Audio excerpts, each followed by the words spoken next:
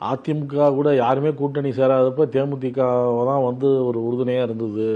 தேமுதிக நீங்கள் நான் சொல்கிறேன் வைக்கிறேன் பாருங்கள், தேமுதிக விஜய் கூட போய் சேர்ந்துடும். தமிழக வெற்றி கழகம் விஜய் கட்சியை ஆரம்பித்து அவருடைய செயல்பாடுகளை எப்படி பார்க்குறீங்க? கட்சி ஆரம்பித்தது இப்போ விஜய்க்கு எம்ஜிஆருக்குள்ள அனுபவங்கள் போக்குவரத்து ப்ராக்டிக்கலாக அவர் இருந்தார், அது வேறு. இவர் கட்சியை ஆரம்பிச்சுட்டு அது என்ன பண்ணுறது அப்படின்ற மாதிரி நினச்சிக்கிட்டு அதுக்கு வேண்டிய வேலைகளை தொடர்ந்து கற்றுக்கிட்டு அதே நேரத்தில் செயல்படுற போது கொஞ்சம் இது பண்ணிக்கிட்டு உட்காந்துருக்காரு. கொஞ்சம் கொஞ்சமாக இன்னும் போக போக அந்த பிரச்சனைகள் வரபோது தானாக தெளிஞ்சிடுவாங்க. தெளிகிற போது அவங்க தான் வருவாங்க.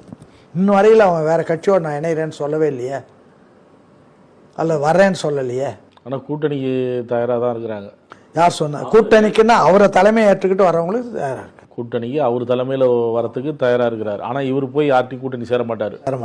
தன்னுடைய ஓட் பேங்கை காமிச்சாதான் இவர் கூட போய் கூட்டணி சேரலாம், இல்லை இவரை கூட்டணிக்கு சேரலாம் அப்படிங்கிற மாதிரி சொல்கிறாங்களே. இப்போ நான் இப்போ விஜயகாந்த் கட்சி ஆரம்பித்து அவருடைய ஓட் பேங்கை காட்டினாரு. அதுக்கப்புறம் தான் அதிமுகவோட ஒரு கூட்டணி உடன்பாடு ஏற்பட்டது. விஜயகாந்த் இருந்த காலத்தில் அதிமுக வலுவாக இருந்தது, திமுகவும் வலுவாக இருந்தது.